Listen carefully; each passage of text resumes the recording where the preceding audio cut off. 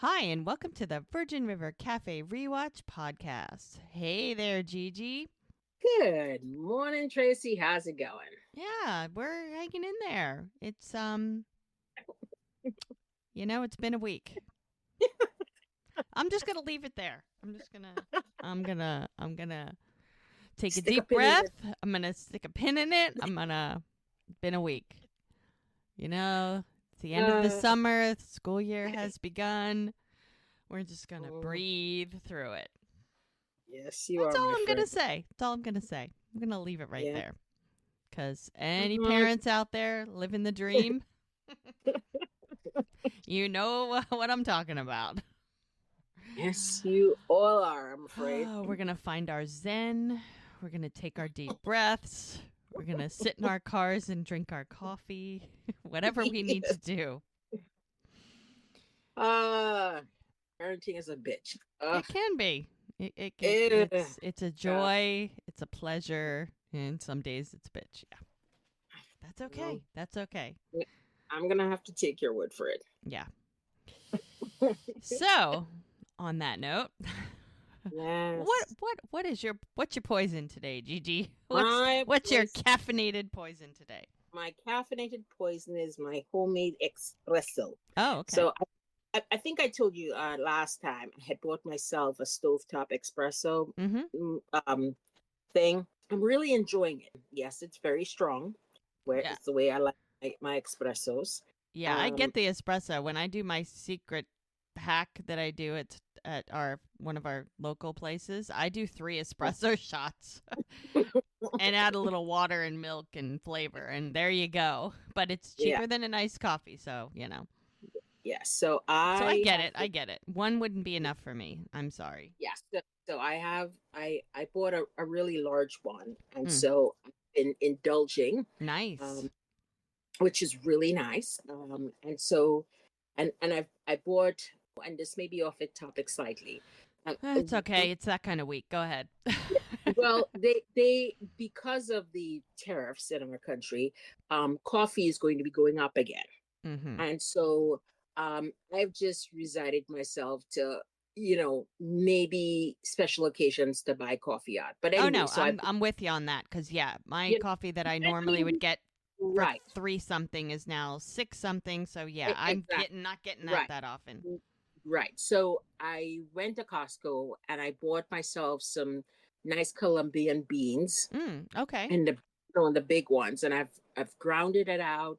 And I have and the thing is I can do it at my strength as that I want. Right. So that's You what could I've been cater doing. it totally. So that's kind of where I am right now. So I make my own espresso, I add my own stuff to it. I have my steamed milk.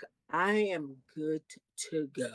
Nice. So that's what girlfriend is rocking these days. Mm-hmm. Yep. Yep. Well, I had some cookie butter coffee that I have, which I get from another local place. Coffee Bean and Tea Leaf Mm-hmm. has like yummy things.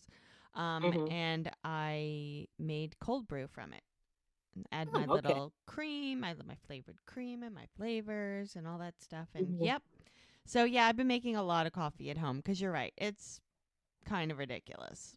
Yeah, But it's getting the prices are just yeah, ridiculously high. yeah. So, but I mean, the good thing is you can make it your way and you can make it Yeah, any way you want. You can add anything to it. And they don't and charge I extra in my kitchen. exactly. And I like my coffee strong, Mm-hmm. Uh, so that's the other thing because um, when I go to the other places, I have to double or triple it to get the strength that I want. Mm-hmm. At home, I can make it at the strength that I want, and I can have an espresso size that feels like a quad, you Right. know, and I don't have to worry about the overpricing, as you Mm-hmm. said. In my kitchen, it's free. Yep. So so that way, so yeah, so that's what I've been doing. It's Nice. just like I I I love going to go out for coffee, but I Me can't too. afford. But, unless they're Mm, having a special, like I wait for so like you get exactly. extra stars or there's a Yeah, buy one yeah. get one free. They had a buy one get one free a couple Sundays ago and I I buy like the biggest thing possible.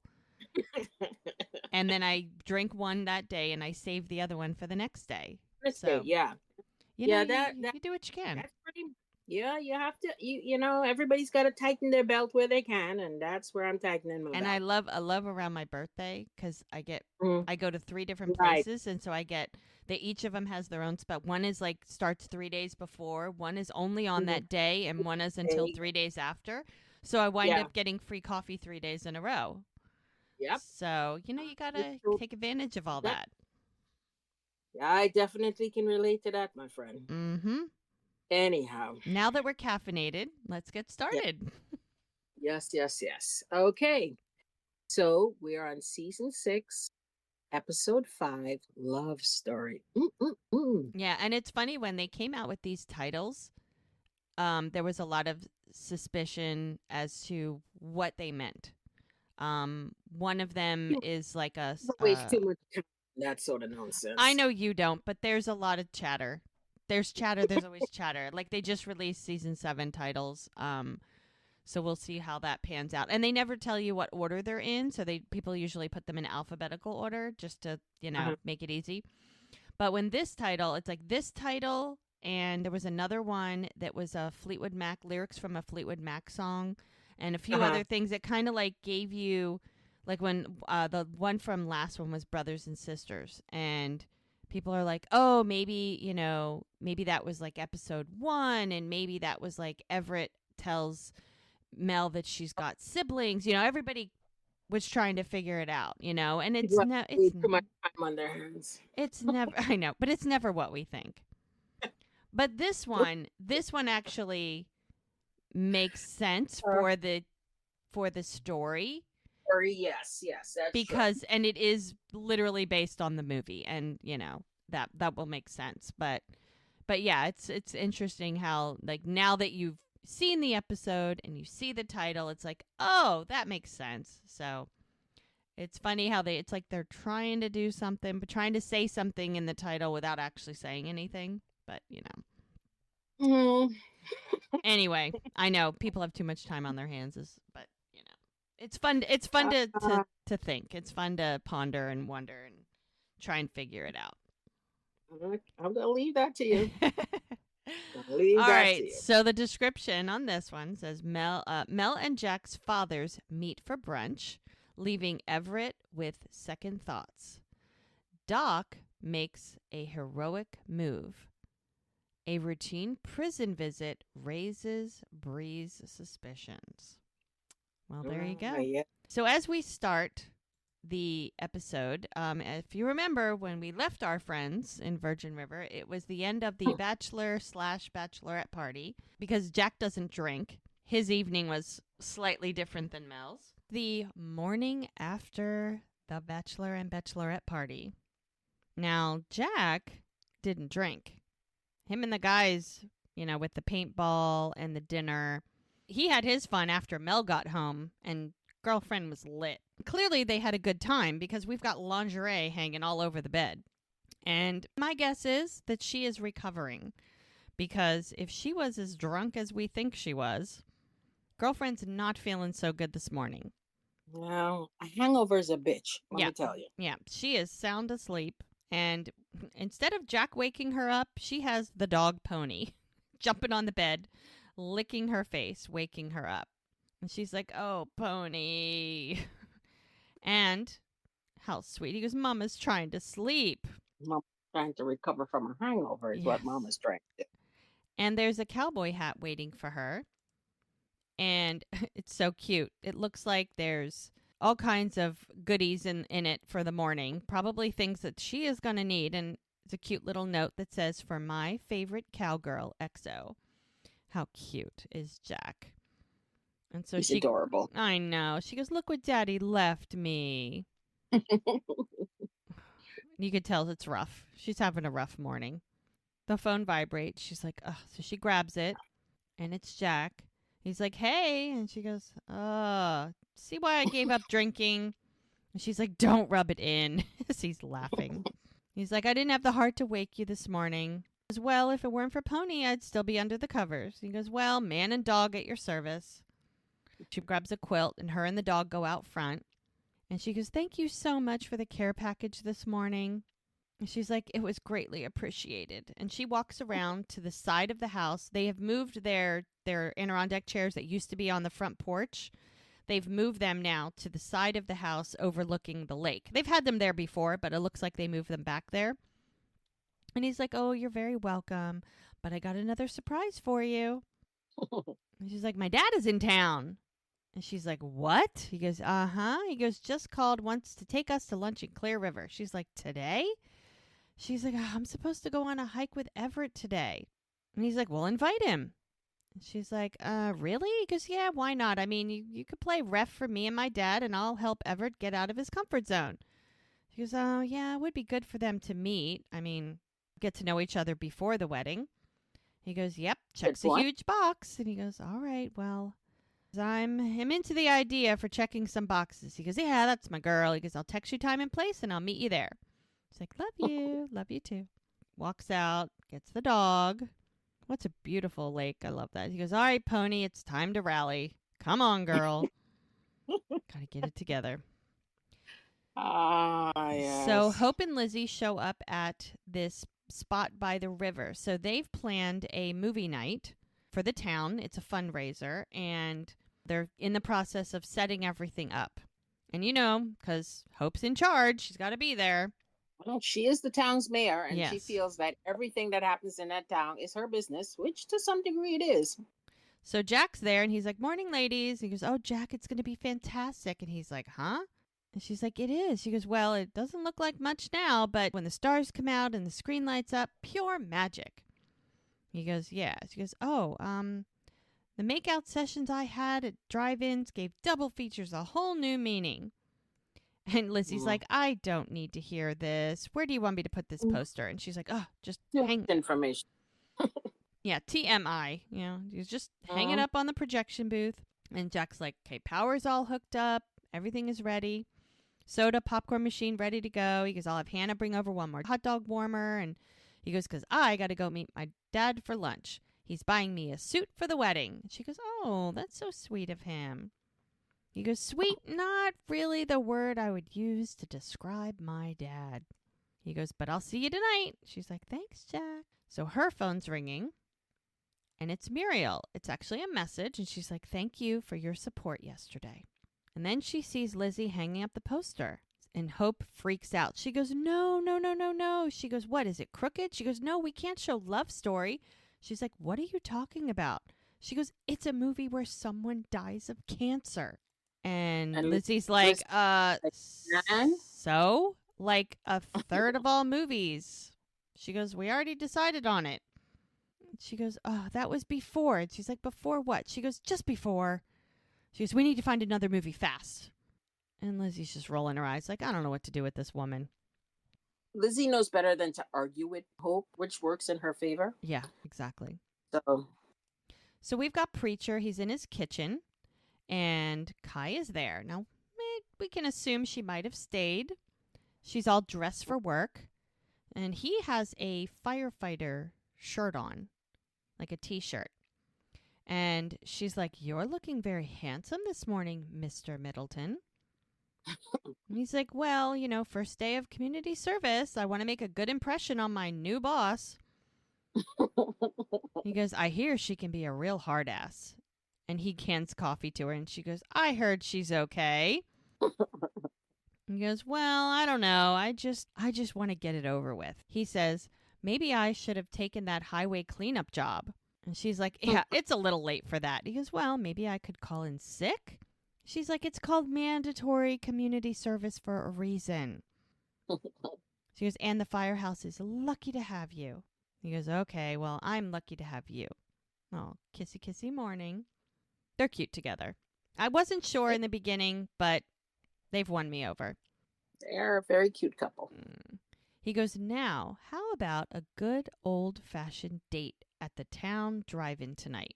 And she's looking at him like, "A drive-in?" He's like, "Uh-huh." She goes, "Like a drive-in movie.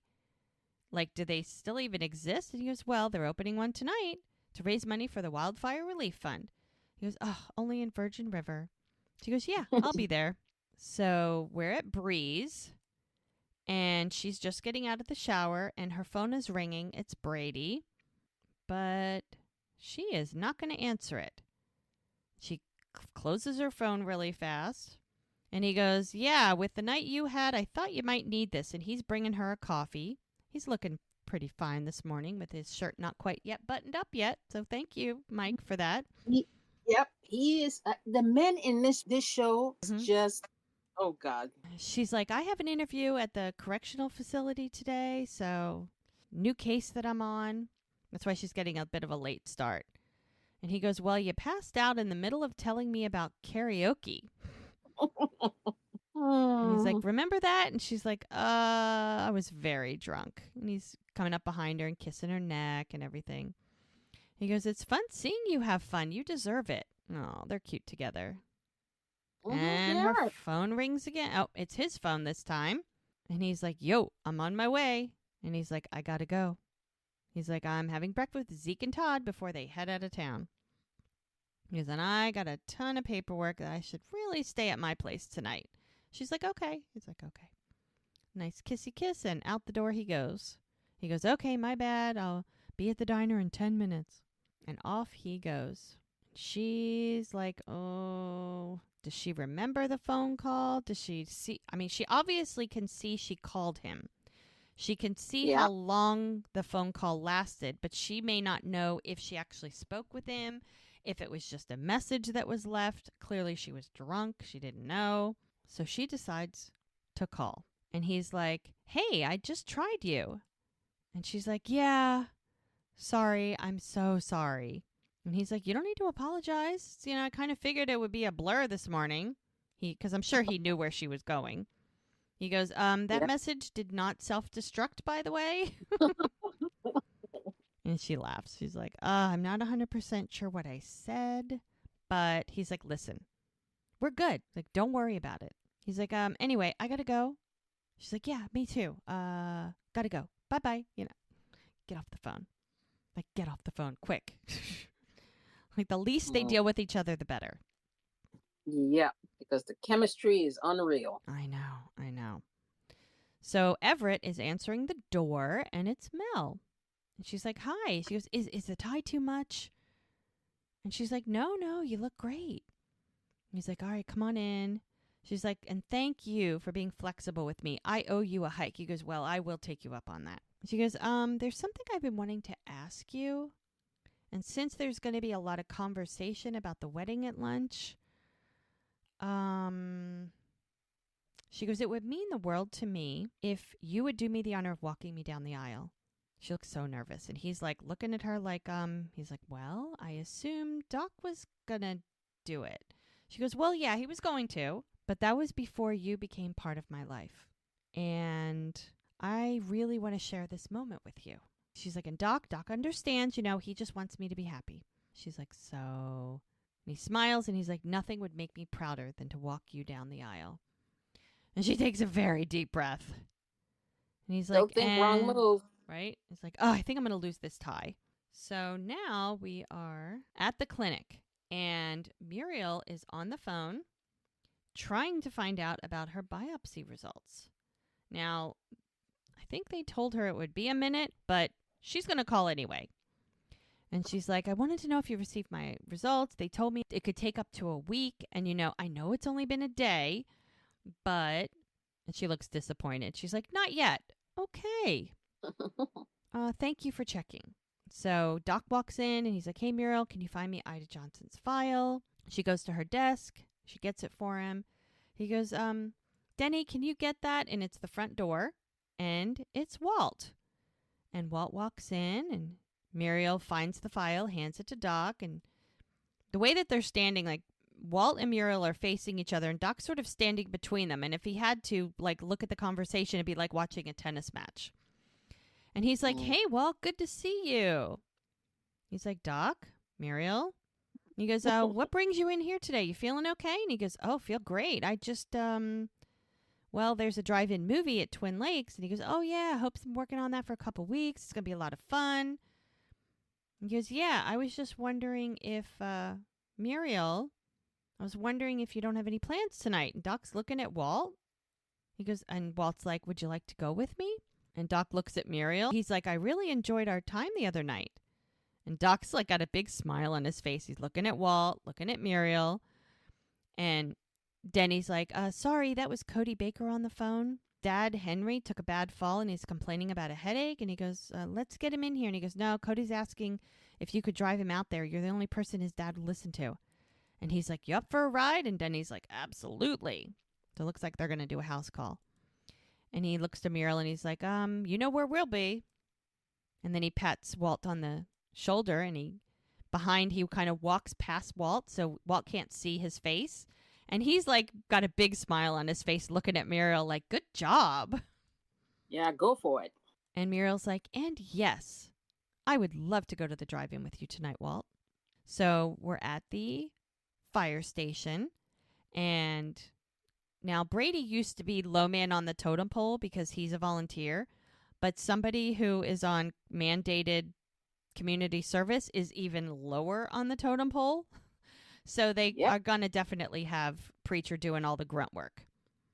So that's what happens. People die. Yeah. So Brady's like, it's good to have you here, Preach. And Preach is like, thanks, brother. He goes, yeah, as the last man in, I usually get stuck doing all the grunt work. And he pushes a bucket of water over to Preacher. And he was like, and make sure you get the wheels and the trim. And he throws him a towel. And he goes, oh. Preacher's like, and the rent on the room above the bar just went up. And Brady walks over to him. He goes, oh, did it? And he goes, uh-huh. Like they're going to get into it, but they're joking. They're totally laughing. It's kind of funny. And just then, Kaya walks up. And she's like, hey, a little less talking, a little more scrubbing, gentlemen. He goes, yes, Chief. And this guy, who's such a jerk, he's got attitude. And he's like, if you're going to boss us around, you're going to need to smile, sweetheart. Not what you say to your boss. And not what you say to your boss with her boyfriend, who towers you by like a foot, is standing right there.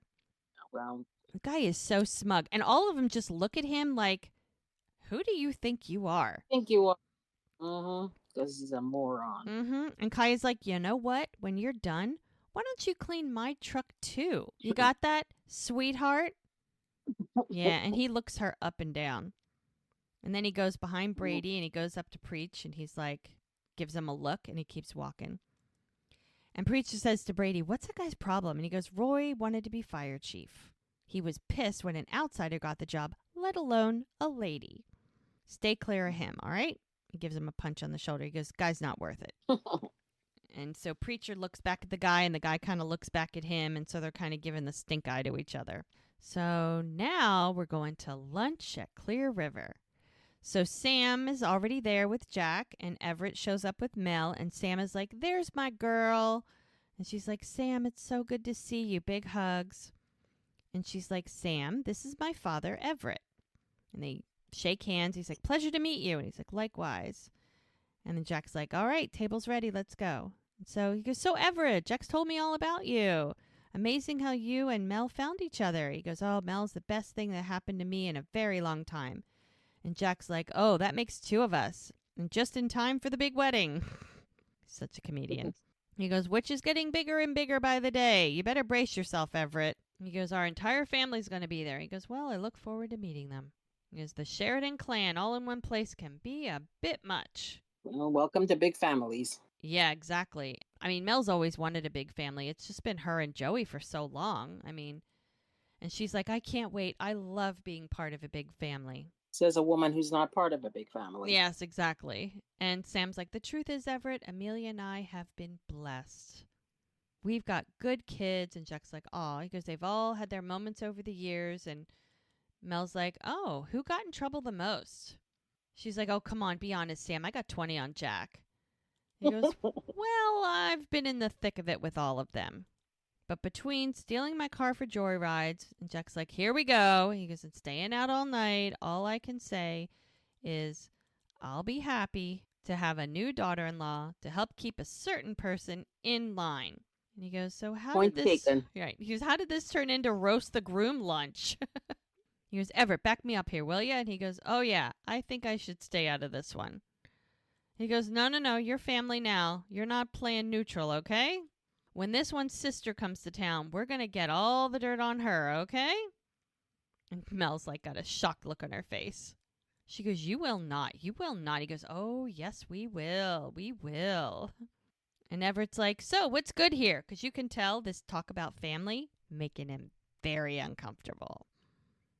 Yep. Very uncomfortable. So everybody kind of clears their throat and gets back on track, and they can see that this is uncomfortable for him. So they're just going to move on. We're just going to order. So they get to this house call, and the teenager, I guess he's like 15 or so, they're like, Cody, what's the matter? He goes, he was fine a minute ago, but, then he started slurring his words and he slumped over. So this guy's laying on the floor. Doc is kind of like taking stock of the situation. It looked like he fell or something. He's like, did you call an ambulance? He goes, no, I was trying to wake him up. And he's like, Henry, you hear me? And Denny's like, I can't get a signal. And Cody is like, it's better outside. So Denny's going to go try and get a signal to call an ambulance. And Doc is like, did he hit his head? And he's like, yeah, he fell off the ladder changing a light bulb. And he goes, I think there's bleeding around his brain. We got to get him to a hospital for a CT scan. And Denny's like, the ambulance is 30 minutes out. And Doc's like, no, 30 minutes. Way too long. We don't have 30 minutes. Call Grace Valley Hospital. Tell them I want a neurosurgeon on the phone stat. So Denny's off to do that. Now, at the same time, Brady is taking a break. Him and Lark are sitting outside. There's these tables like outside the firehouse having some lunch. And they're on the computer looking at houses, maybe. And they're like, oh, look at this one. 2 beds, 2 baths. Like, really? Is he really looking at a house with Lark? I didn't think he was that serious. Yeah. They're planning to move in together. And Lark is like, no, that one's too far from town. And he's like, yeah, I didn't like the color of it anyway. And he looks at her. He's like, hey, Brie left me a message last night. And she's like, what did she want? He goes, nothing important. He goes, she was a little tipsy, but we talked this morning and we're good. We're cool. She goes, if it wasn't important, then why are you telling me? And he's like, I don't know. He goes, to build on that trust we talked about, I want to make it a habit of not keeping secrets from you. And he smiles like he's so proud of himself. The look on her face basically tells us she's keeping a secret from him. She's looking very uncomfortable. And she's like, thank you for telling me. He goes, look at this one. I mean, she looks like she's going to cry. He goes, 2 beds, 2 baths, park across the street. So we're back at Mel and Jack's lunch. So Mel and Jack are on one side of the table and Everett and Sam are on the other. And Jack's like, and this one strolls into town, LA attitude and all. And she's like, I did not have attitude. And he's like, she pisses off Doc. And he goes, well, that was easy. Because at that time, Doc was very easily. He goes, you totally pissed him off. And they're both laughing. Has everyone wondering if she's even going to stick around? Then I make the silly mistake of spending one day with her, trying to get to know her down by the river watching the eagles. She goes, you're leaving out the fact that you still had a girlfriend? I love the fact that they can laugh about this now. I mean, how far have they come? Because trust me, when they were living through it, oh, hell no. There was no laughing. Well, I think we as viewers also felt it as well. Mm-hmm. So she's like, remember, you still had a girlfriend. She goes, anyway, he's like, that's beside the point. She's laughing. She goes, in that moment, standing on the riverbank, I knew. And he looks at Mel. He goes, I was hooked. And she's like, aw. And she puts her head on his shoulder. True. That's true. I think when she was holding Chloe, they were on the riverbank. Yep. I think that's when he said that's when he fell in love with her. Yep. And he kisses her forehead, and Sam is like, I knew something was up when Jack, who rarely talked about his love life, was suddenly telling his mother all about this woman he just met, how beautiful she is, how smart she is. He goes, okay, Dad, the veil's not going to fit if you keep this up. She's like, I want to hear this part. He goes, yeah, I bet you do. He goes, and then when I finally meet her, she is everything he said and more. He goes, aw, thank you, Sam. He's like, it's true. The lovey-doveyness. I know. And Sam's like, and if her mother was anything like Mel, I can understand why you fell in love with her. And Everett kind of gets a little sad. And he's like, well, oh, his eyes are tearing up. He goes, Sarah lit up every room she walked into, just like Mel. She's like, aw. And he goes, so are you retired? And he goes, oh, mostly. He goes, I used to design and build custom furniture. And Mel looks at him like perplexed. And she goes, I still do from time to time, but she's like, I didn't know that. I thought you were a musician.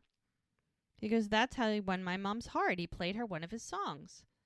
And he goes, oh, Sam's like, I'd love to hear it. And he goes, well, she goes, would you consider playing the song that you wrote for my mother at our wedding?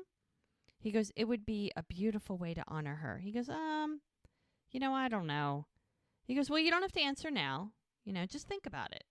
He's still teary-eyed. He goes, I think my performing days are behind me. She's like, okay. So Jack grabs the check, and he goes, well, I'm going to take my son to buy him a new suit for the big day, and while I'm in town, anything the bride-to-be needs. And Mel's like, he goes, I'm here for you too, Mel. Sam's so nice. And she's like, oh. He's like, thanks.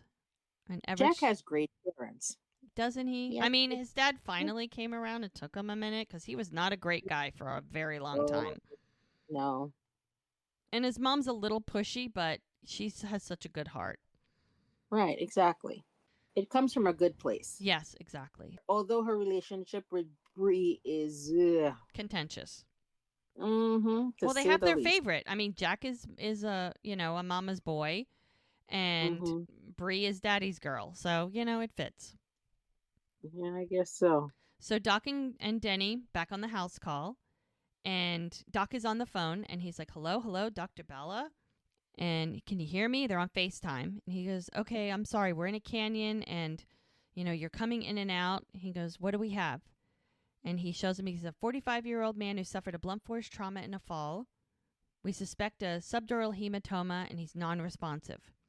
He goes, his right pupil is fixed and dilated. EMTs are, and Denny yells, still a good 15 minutes out. He goes, we'll never get to the hospital in time. Dr. Mullins, have you performed a burr hole procedure before? Like, it was her idea. Just want to say that right now. This was the neurosurgeon's idea. And he's like, oh, yes, I have. Many years ago under different circumstances, but yes, I have. Now, I'm sure the circumstances was that he was actually in a hospital. Yeah. She's like, I'll help you get through it. He's like, thank you. He goes, you need a drill and your assistant. And then the audio glitches, and he's like, Dr. Ballo, hello? And so he hands the phone to Denny, and he's like, try to get her back. And he's like, Cody, your dad needs immediate relief from the swelling. And what I'm going to propose may sound crazy, but it could save your dad's life. And he goes, do whatever you got to do, Doc. He goes, do you have a portable electric drill? And he's like, yeah. He goes, bring it to me right away, okay? And so the kid runs. So Doc is positioning the guy, and he's like, wait, a drill? He goes, what are you going to do?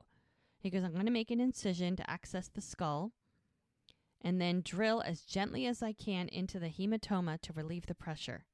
Denny looks mortified. He goes, but first I have to figure out where to make the incision. So he's like, okay, here it is. Denny's pouring alcohol in a bowl, and Doc's getting ready to make the incision. And Doc looks very nervous. He should be. Which he should be. Freaking brain surgery and, goodness.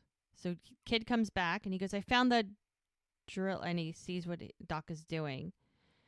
And he's like, Cody, give that to Denny. And he goes, now, Cody, why don't you wait out front for the paramedics? And he heads out. He doesn't need to see this. So Doc goes back to work while Denny cleans the drill with the alcohol. Goodness. And he hands the drill to Doc, who's going to dive in. He goes, Denny, I need you to hold Henry's head firmly in place. Don't let it move. Can you do that? And Denny's like, I'm here for whatever you need, Dr. Mullins. And he goes to start drilling. So we're back at the firehouse, and this Mr. Roy guy, who's Mr. Personality, is making a smoothie. And, Preacher's just putting things away, and everybody's still there, same usual suspects. And Roy yells over to Preacher, and he's like, big man, why don't you come for a workout? He goes, I know your girlfriend likes her man in shape. Preacher's pissed at this point, but he's trying to hold his tongue. He's like, hey, how about you show the chief a little respect? And he goes, what'd I say? I meant no disrespect, but he's doing it in such a snotty way. Guy's pump his ass.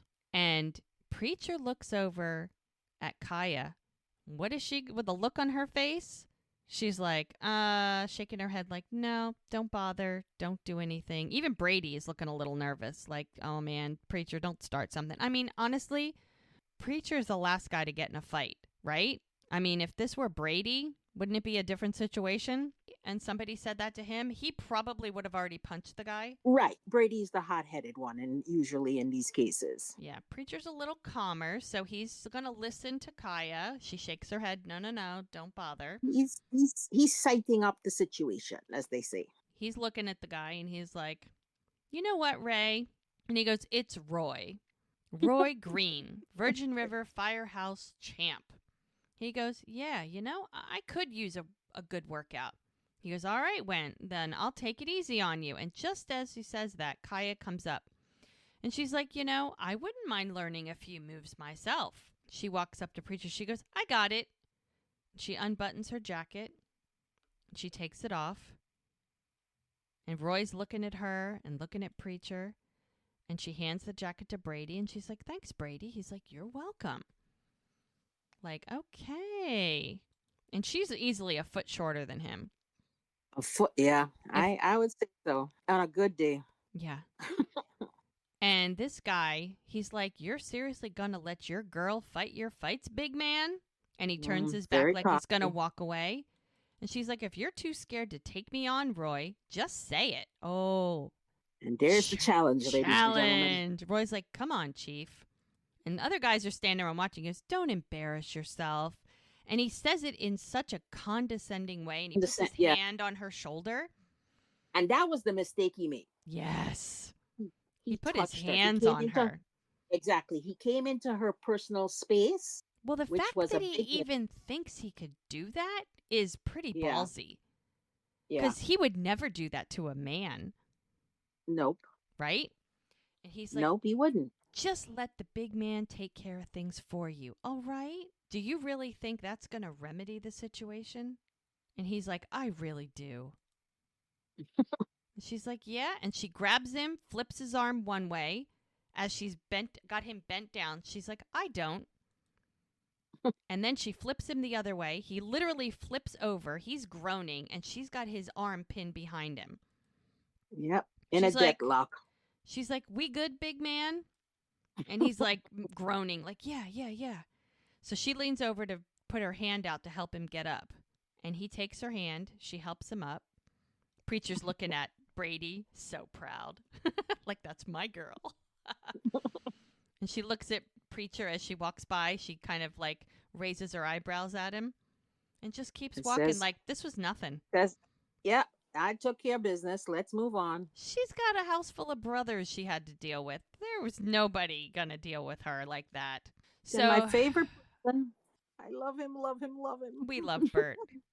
So they're at the lake. They're getting ready, set up for the movie. And Bert is pushing the popcorn machine, and Hope is yelling at him. She's like, if I say we're changing the movie, we change it. And she's like, I'm the mayor. And Bert's laughing. He goes, oh? He goes, well, I'm sorry, Hope, but I'm the head of the Virgin River Film Society, and I say no. And she's like, I spent the entire day. And then Lizzie's like, we spent the entire day searching for movies that would play on a 50-year-old projector. Read him the titles, Lizzie. And it's literally like nothing good. And he's like, not interested. She's like, read them.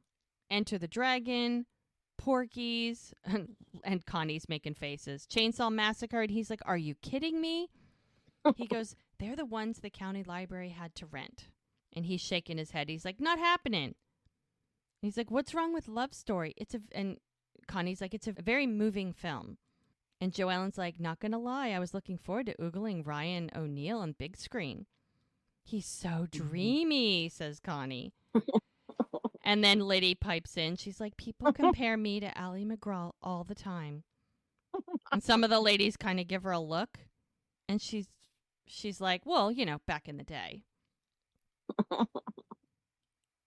Mm. And Bert comes back. He's got another piece of equipment, and he's like, we all voted on the movie, Hope. It's been decided. And he's pretty firm about it. And Hope yells at him. She's like, you and me on the dock. And he's like, what? She walks right up to him, nose to nose. On the dock, Bert. Now. And everybody's like, oh my God, what's going on? Oh, I'm telling you. I'm surprised Lizzie's been holding on to I know. Those those are stick actually, I bats. know they're empty, but she shouldn't be doing that. Exactly. And so Hope is walking on the dock with Bert, and she's like, I just promised my friend I wouldn't tell anyone. She's waiting on her biopsy results, and I don't want to upset her. He goes, your friend doesn't have the results yet, and you're getting yourself all knotted up? He goes, I happen to care very much about my friend, if that's okay with you. And I'm doing everything I can to keep her from having even to think about cancer. And he takes a deep breath, and she's like, I wasn't there for Lily the way I wanted to be, and I don't want to make the same mistake. And he gets it. He's like, look, when Doc told me that Shirley had lupus, I tried to be strong too.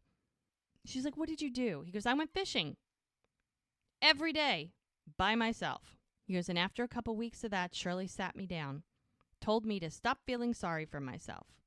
Turns out that all the things I was too scared to talk about were the exact things she wanted to talk about. And Hope's like, that couldn't have been easy. He's like, no. He goes, but somehow me being scared with her made me less scared for her. And Hope's like, thank you, Bert. Good. Gives him a big That's hug. good. He's shocked. Yeah. Yeah. It's a good point. And she walks away. Now, So, just FYI, before we start, they made an interesting. He says when Doc told him about lupus, but they didn't learn. Doc weren't, and I know I'm being nitpicky here because it wasn't Doc. It was Cameron and Mel who diagnosed her condition. Yeah, that's and she confirmed it because it was inherited disease apparently. right. So anyway, but just FYI. Yeah, maybe he's talking about like a different conversation he had later on with Doc Probably. about it, you know. But yeah, we're Could allowed to be be. nitpicky. It's okay. I do it all the time. Jump right in anytime you like. Because I'll pick anything apart. I don't care. Because I can't help noticing Anyhow. little things like that. Yeah. So Brie is at the correctional facility because remember she was meeting a potential new client, and the sheriff is like, "Let me go get the guy. Inmate'll be right out." And so she's waiting, and as she's standing there, who does she see? It's Lark, who's not looking happy at all. Nope. She looks very uncomfortable, sad. Yeah. And so she's standing there watching her just as one of the guards brings out Jimmy. He's sort of looming over the table, staring at her. And the guard tells Jimmy, you got 5 minutes. And Brie is like, the look on her face is like, am I seeing what I think I'm seeing? Yeah. It's a look of confusion. Yeah, like, wait a second. I need to make sure. Like, exactly. I must be seeing things. This can't be real. Jimmy sits down, and she takes another look, and he can see that they're in conversation. And she's like, oh my God. Yep. Crazy. So she's going to put a pin in that one. We're going to see where that goes because that's crazy. All the ladies are setting up their chairs for the movie. And Muriel walks up. She's like, hello, ladies. And she's like, is everything okay with Hope? She and Bert are having quite the heated discussion over there. Because there's Hope walking away. You can see Bert standing on the end of the pier, and Hope is strolling away. And Connie pipes in. She's like, well, they're fighting about tonight's movie. And Joellen's like, Hope wants to change it, and Bert won't let her. And Muriel's like, why does she want to change it? And Lizzie's like, somebody in it dies of cancer. And she thinks it'll be too much of a downer. Who cares? It's just a stupid movie. And Muriel's like, ah. And Liddy's like, Hope's being irrational. It's fine. And Muriel's like, she kind of takes a deep breath. And she's like, or maybe she's just overly concerned about a friend who just found out, deep breath, she might have breast cancer. And all the ladies like stop in their tracks and look at her. And she shakes her head yes, like, I'm talking about me. She goes, and if I do, I'm going to fight it. And Hope just gets there just in time. And she goes, no, we're going to fight it. And Connie's like, damn straight we are. And Joellen's like, you can say that again. And then everybody puts her in a big group hug with Muriel right in the middle. Because the thing Aw. is, none of them were able to help Lily Yeah, when it was her time. because she wouldn't tell So anybody. But she Muriel's wouldn't not tell going to it. make that mistake. Yeah. And Muriel's like, don't change the movie. She goes, I love Love Story. And I could use a really good cry about now. So all the ladies are just hugging and, oh, they're so cute together. I love them. As I always say, great ensemble cast. I could not imagine this show without them. Oh, yeah, this show wouldn't be anything without all those ladies. So we are in Clear River, and Jack and Sam are getting Jack a suit. And Sam, he's like, oh, a tailored suit. Yes, custom made. He goes, you Mm-hmm. haven't looked this good in a long time, son. That's what an expensive suit will do for you. And he's like, the suit Damn looks right. great. And he goes, oh, that's great. Thank you. And he goes, oh, you're very welcome, sir. He looks really good. He does. Sam's like, she's But good for you. And Jack's like, Mel?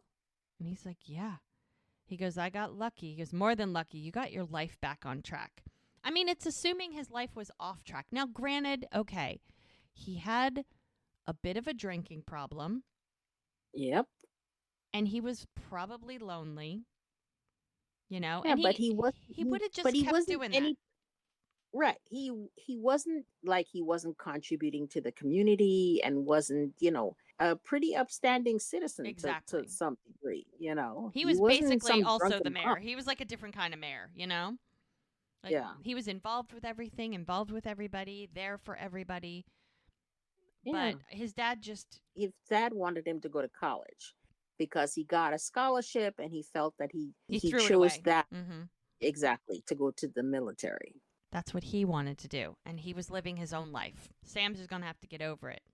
And Jack's like, Um, well, I wasn't aware I was that far off track, Dad. I mean, yeah, he was a little bit, but not really.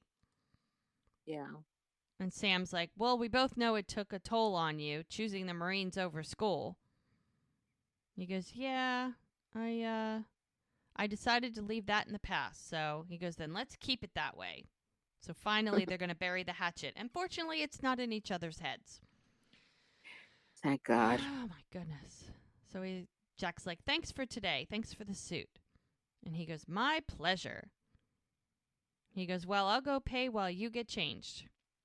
He goes, all right. He goes, might buy a tie on the way out. Can't be completely upstaged by my son at his wedding.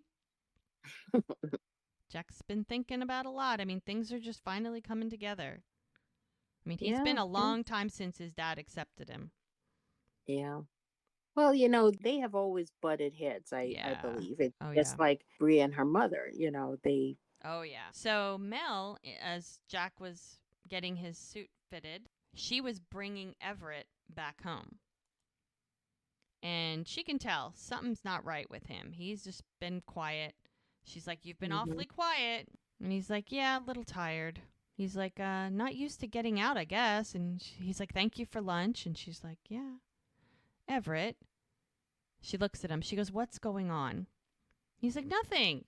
It's all good. Now, this is Mel. And he's like, oh, let's talk in the morning, all right? This is Mel. You know she's not going to let that go. Come on now. Nope. She's like a dog with a bone, people. So he goes to get out, and he's walking around the car, and she can't let it go. Because she can't. She gets out of the car, and she basically stops him from going further. And she's like, what is it about my mom's song? He goes, Mel? He goes, no, I'm sorry. I should have run it by you. You know, I got really excited. He goes, you should be excited. It's your wedding.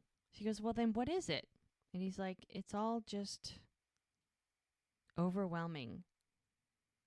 Walking you down the aisle, trying to fit in with your family, trying to be your father. She's like, you are my father. He goes, I don't know if I can do this, which leaves things a bit in the air. Yep. So we're at the hospital. We're at Grace Valley Hospital. And Doc is talking to the neurosurgeon. And she's like, the burr hole was very clean, no bone fragmentation or bleeding. He goes, well, that's great news, Dr. Bala. Thank you. And he goes, it was a gutsy call in the field, Dr. Mullins. Thank God it worked out. And the kid walks up and he goes, thank you. And he goes, can I go see my dad? He goes, you sure can, Cody. He's resting comfortably. And then Cody stops and he comes back to Doc and he goes, I still have my dad because of you, Doc. And he gives him a big hug. He goes, oh, Cody, thank you. He's like, thank you. So then Denny walks up and he goes, that must feel real good. And Doc's like, well, I couldn't have done it without a brave assistant. And he goes, oh, just so you know, I had my eyes closed for like most of it. They start laughing. And he's like, well, if we hit the road now, we'll get there just in time to get cleaned up and go to the drive-in. And he's like, great. And then there's this other doctor walks up and he goes, Dr. Mullins, do you have a second? And he tells Denny, go bring the truck around. I'll be right out. And Doc goes up to this doctor. He goes, I'm Dr. Oliver Hayes, Chief Medical Officer here. He's like, okay, pleasure to meet you. Shaking hands. He goes, heard you had quite an ordeal this afternoon under quite trying circumstances. Doc's like, yeah, it was touch and go. And he's like, yeah. And the doc's like, right. The doctor's like, I didn't see in the report, was the patient family present? He goes, oh, yes, his son Cody was. He goes, a minor? He goes, well, yeah, I think he's 17. He's a good kid. He goes, he's with his dad right now. And he's like, look, I have an event in Virgin River tonight, so if you don't mind, I'll be going. And the doctor's like, just heads up, kind of says it condescending. I will be initiating an investigation into your actions. And Doc's looking at him like, what? He goes, excuse me? He goes, you weren't qualified to perform this without supervision of a practicing neurosurgeon. He's like, whoa, whoa, whoa, you clearly don't have all the information. He goes, I called Dr. Bala. He goes, yeah, you went ahead without her, completely alone. Now, if that patient had seized, he goes, no, my intern was with me. He assisted. And the doctor jumps in. And he's like, regardless if anything happens, it's on me and this hospital. I'm responsible. He's like, for God's sakes, I saved a man's life. And he's like, you made a reckless decision. The guy'd be dead if he didn't do that. And Doc's like, it was life or death. And Doc's like, I unequivocally stand by my decision. And the doc's like, well, you'll have ample opportunity to defend your actions to the medical board. He looks very smug. I don't like that guy. He goes, have a good night. I don't like him. And Doc's like, what just happened? Oh, my. So we're back at the drive-in. They're just playing fun music in the background. People are starting to show up with their chairs and their cars. Finishing. It's all set up. Got a nice front row. It looks like all the ladies are sitting at the front. So preacher pulls up. He's got his big truck.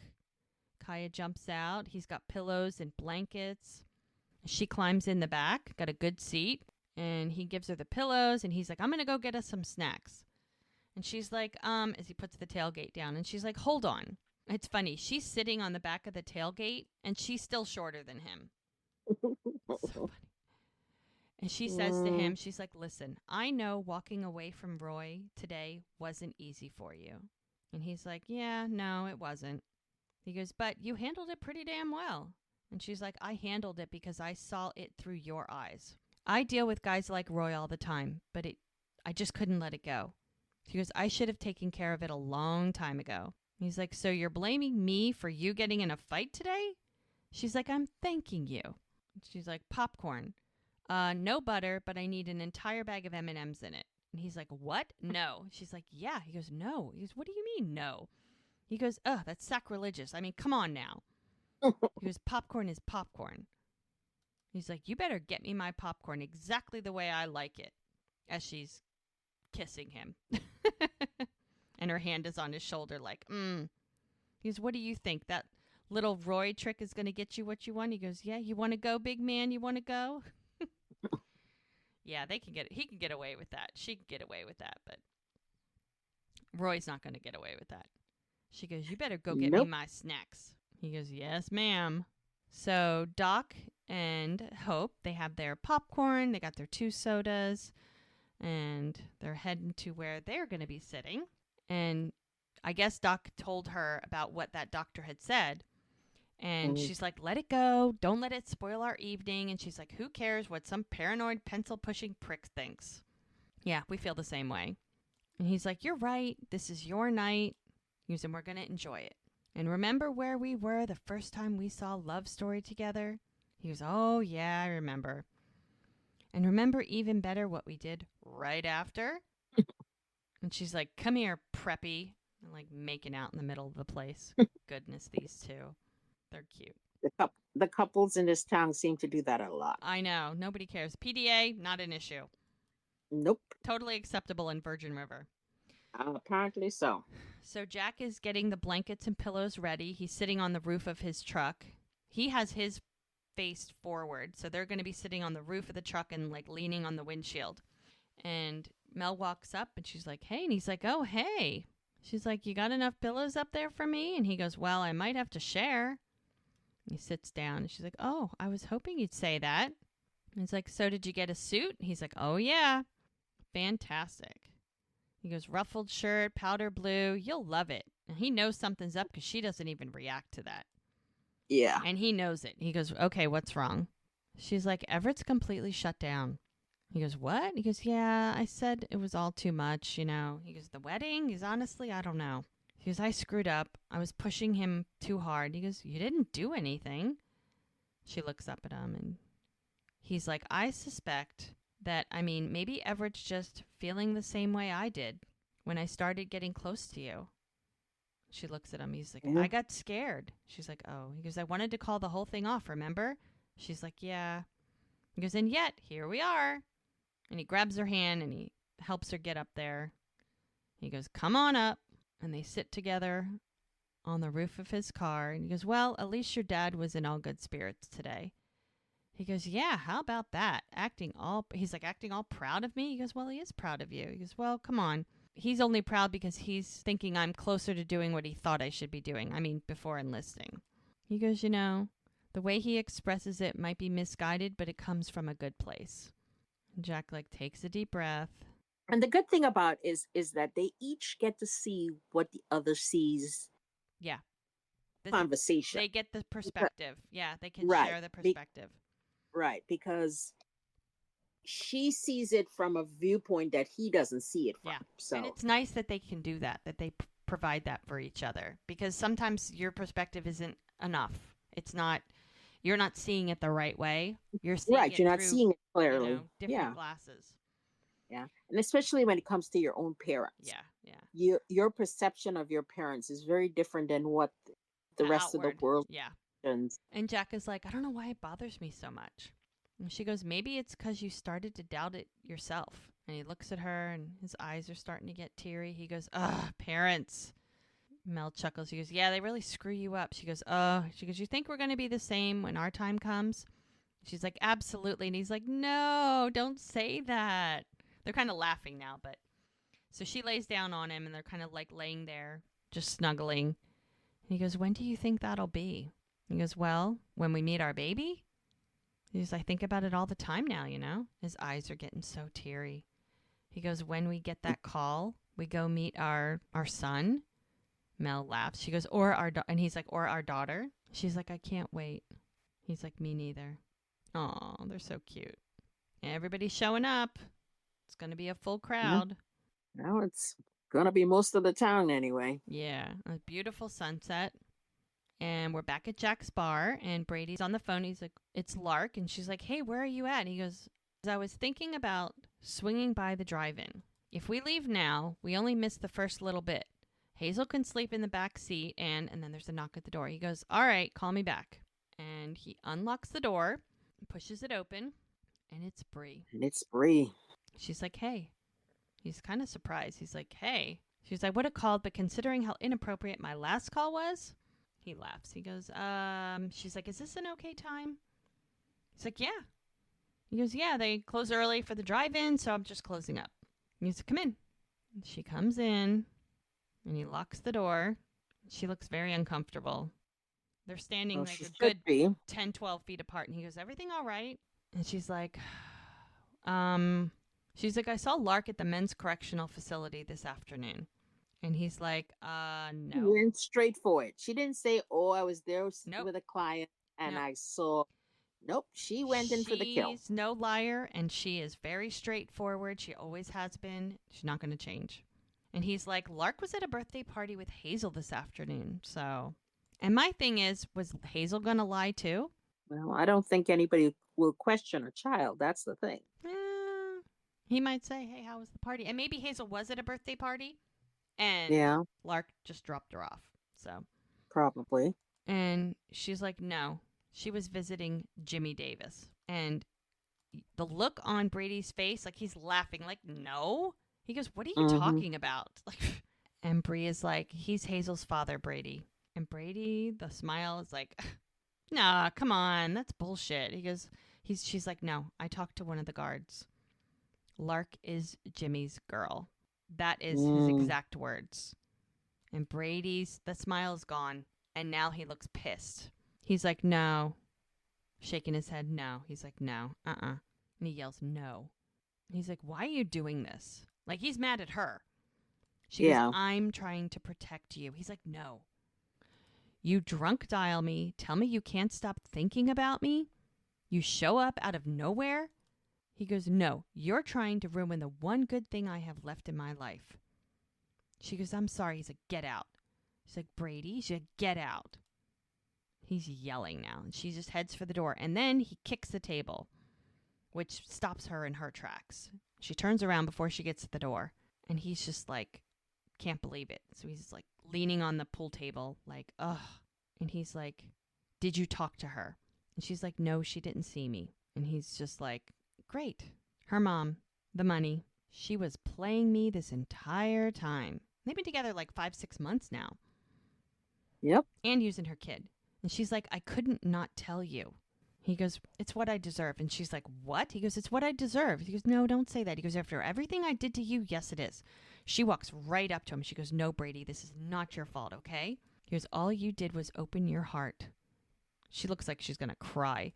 He goes, you were willing to trust and love again. And he's just like, can't even believe it. She's like, look at me. She goes, Brady, look at me. And he finally looks at her. And she's like, don't go there. You are worthy of love. And no one Mm. knows that better than me. He goes, I'm sorry if I ever made you doubt it. And he's like, the only reason I know anything about love is because of you. And she just grabs him. She's like, come here. And she gives him a big hug. He takes a Mm. deep breath. That And was a mistake. just as Ooh. they break up their embrace, the lip lock. Mm-hmm.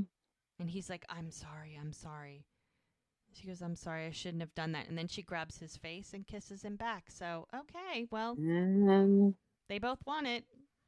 and that's the beginning of the firestorm. Yep. And then he grabs her and he rips her shirt wide open, buttons flying everywhere, picks her up, and then he sets her down on the pool table and then Mm-mm-mm. takes his shirt off. Oh, my. Here we go. Oh boy. Yeah, you're not coming back from that.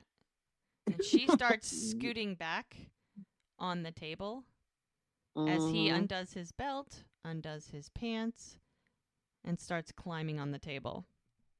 Yeah, Mm-hmm. no one's ever gonna, the two of them are never gonna look at that pool table the same way again. It'll be funny the next time either of them walk into the bar to see if they Yeah. notice the pool table. Yep. Now, at the same time, Lark is on the phone. Now, she's supposedly waiting for Brady to come pick her up. I think he's going to be a little late. What do you think? I think A so. little bit late. And she's like, get it through your head, Jimmy. We're done. It is real. Brady loves me. And I love him. She's like, don't call me again. And then she hangs up. Now, that's kind of rich of her. It's like, now you want to be with him? Like, if you had said to him in the beginning, which I understand that in the beginning, her plan was in full motion and she was in the process of beginning to set him up with all of this, getting close to him and building his trust and all that. But at some point, Yeah. you know, if she never told him. And Yeah. even Especially where Jimmy's concerned. That's a sore spot in uh Brady's life, yeah. because he and Jimmy have had such Oh, yeah. a Oh, yeah. difficult relationship, to say the least. I Mm-hmm. mean, They've been nemesis, mortal enemies from the beginning. from the beginning, yeah. Yeah, but even Yeah. if he didn't cross the line with Brie, the fact that Yeah. she lied to him about Jimmy and who Hazel's father is all this time, I don't think they would have been able to Yeah. come back from that. Yeah. Like, what is he going to do now? Is he going to play it and try and see if he can Well, figure it out? and the thing, well, and I think the thing with him, Brady, is that he's learned that he can't let sleeping dogs lie. So I Mm-mm. have a feeling he's going to confront her about it. We'll The see. question is she going to lie about it, or is she going to come? She's going to tell him the truth. Well, That's he knows the the truth. million. He just needs her to confirm it. Then they have to deal Yeah. with the fact that she's been lying to him for 6 months. And if Mm-hmm. they can get, if big I, capital F, can get through that, where does that leave them? I mean, is she Exactly. really worth trying to figure a relationship out about this? I mean, let's say they get together. They got to deal with Jimmy the rest of their life because if that's Hazel's father, ugh, Yeah. do you really want to go Yeah. there? I don't know. Yeah. That's probably not the best place to hang out. No, it's just it's messy. It just adds a whole new messy layer to that situation. Man needs to go Mm-hmm. outside of Virgin River and find a woman because clearly the ones in Virgin River are not really good for him. Nope. So we're back at the drive-in. Everybody's watching the movie. The ending of the movie. Toward the end, yeah. And everyone's just very intent watching the sad, sad ending of this movie because the Ally McGraw character is asking him to do something for her. And all the ladies are sitting there watching. She goes, "Would you please hold me?" All the ladies are crying. Everybody's teary. Yep. It's a kind of boohoo movie. Yeah. And then Joellen looks back at Muriel and Walt sitting there and she gives her a smile. She's crying too, but she said she needed a good cry. So we have Lizzie and Denny are watching, and Lizzie's like, "Ugh, I don't know why I'm crying." She goes, "It's just a stupid movie." And Denny's looking at her like, "It's okay." And she's working on hormones on top of Right? everything I else. know. This is just making So it she worse. is she is a bundle of tears. And then we've got Doc and Hope, and they're in their car, in his truck, watching the movie, just snuggling together, and kisses her head as they sit and watch the movie. And now it's after the woman had passed. Hmm. And so now we've got Preacher and Kaya. They're snuggling together and holding hands, and he's kissing the top of her head. And now we've got Jack's car. So we've got Mel and Jack on the roof of his car watching the movie. And one of the things Ryan O'Neal says is love means never having to say you're sorry. And like everybody's teary. Like Jack's Yeah. teary, Mel's teary. It's It's a like, tear fest, girl. yeah. And they're just snuggled together. And then the music, the theme from Love Story plays. So that's the end of the movie. It's beautiful there. They've got the big screen that's sitting on the water, and then everybody's who's in chairs is in the front, and the car people that are in cars are in the back, and nice little concession stand and the bakery truck. Now everybody's starting to leave. Doc is there, and he's saying goodbye to people. They're starting to clean up and everything. And Hope's like, "Thank you so much. I got to take this. I got to go put this away." She goes, "I'm going to go see Connie." And Doc's just there, and he sees Everett walk up. And he's like, "What the heck is he doing here?" And he walks toward him, and he's like, "You're a You little stop. late. The movie's over." And he goes, "Well, I was looking for Mel. I just wanted to clear something up." Now, Doc is very protective of Mel. So if he thinks Oh there's yeah. something amiss, he's going to jump in. And Doc's like, "Uh-huh." And he goes, "You finally going to tell her the truth?" And Everett's like, "I figured you'd get around to that before I would." And Doc's like, "No, no, no, it's not my place." He goes, "But she does deserve to know the type of man that you are." And he goes, "You don't know one damn thing about me. I'll tell you what I do know." And they look dead in the eye at each other. "'Cause of you, a boy is dead." And Everett just walks away. Now, this dead boy has been a catalyst for so many things. I mean, because of this boy that died, he freaked out And then he went and slept with Charmaine's mom, which ruined him in Hope. And now we find out it had something to do with whatever this squabble is between the two of them. And they're not really telling us much. So this situation with this boy has clearly affected a lot more than Like just Hope and Doc. yeah, it seems to have it how do you say it's like a cancer. It's spreading its way through the town Yeah. to certain people. I mean, Whatever happened. whatever happened, it messed up the relationship between Everett and Doc too. This must have been a really big deal. It's a doozy. So Everett storms off, and Doc is just like, if you don't tell her, I will kind of situation. And there you have it. Mm. The end. Yeah. And our own little cliffhanger. Every episode is a mini cliffhanger, and then you get the big doozies at the end. So Yeah. Well, I'm very interested to see how this situation with Brady and Brie oh turns goodness, itself out. how are they gonna Yeah. how are they gonna look at each other? I don't know And how are they because gonna look at the pool table? exactly. He lives there, so he's walking by that freaking pool table every day. Every day. Yeah. Yeah, that's what I'm going to be looking at. Somebody's going to look at that pool table, and then they're going to like lock eyes, and somebody's going to see something because things don't get Yeah. past a lot of people. Tell me about it. So this is So going to we'll be see. very interesting. And I wonder, does this is he done with Lark? Mm-hmm. Is he gonna what is she gonna do with Mike? Like, Exactly. ooh, this is messy. Mm-hmm. But you can't Yes, it help. is. They've got molten lava chemistry, so Yes, they do. it was bound to happen. Yeah.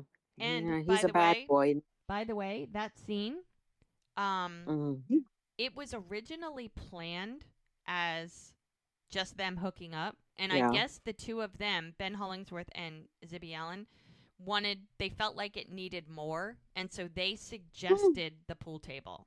Well, we got more, honey. I'm pretty sure I remember correctly hearing that the Yeah. two of them decided they're like, yeah, I think we need to bring it up a notch. So, yes, as the fans of the show, thank you. Yes. Yes. So, but yeah, that was crazy. We're gonna see. They said Ben Hollingsworth had said while they were filming season 6. He goes, "Yeah, it's a lot steamier this season." I agree, and there's more to come. There is more to come. Literal steam coming soon. Yeah, it's Yep. getting the song. It's getting hot in here. Oh yeah, we're there. Oh yeah. We're starting to turn up the temperature, people. Oh yeah, and we've got we're halfway through. We got 5 more episodes to go. So Alrighty. lots of fun. Yep. Put on your seatbelt. We're going for a ride. All right. Well, thank you, Gigi, once again. Thank you. Au revoir, folks. All Thank you for right. listening. Thank you, and we'll be back for another episode. Stay tuned. Thanks, everybody. Bye bye.